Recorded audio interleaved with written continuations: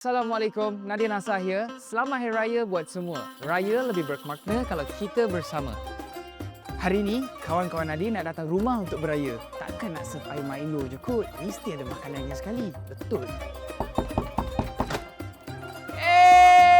Selamat Hari Raya!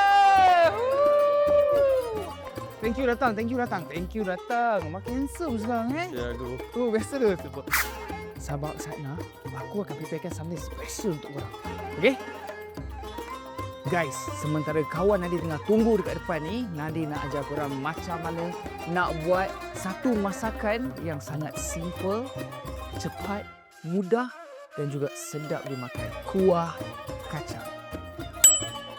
Bahan-bahan yang kita perlukan untuk buat kuah kacang kita, gula Melaka, bawang besar, bawang putih, cili giling ataupun cili bo, udang kering dan juga kacang hancur yang sudah digiling. Mantap tak mantap? Serai, halia dan juga lengkuas. Potong bawang, tak payah halus sangat sebab ini pun kita nak blender dia nanti. Korang jangan terus blender je pula, letak air sikit. Terus kita masukkan minyak. Kita tutup dulu serai ni. Macam tu. Okay, minyak dah panas. Kita terus masukkan je yang ni. Okay, betul-betul masukkan cili bo. Once dia dah pecah minyak macam ni, korang boleh masukkan kacang dia. Kacang.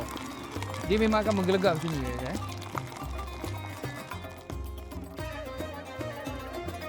Siap!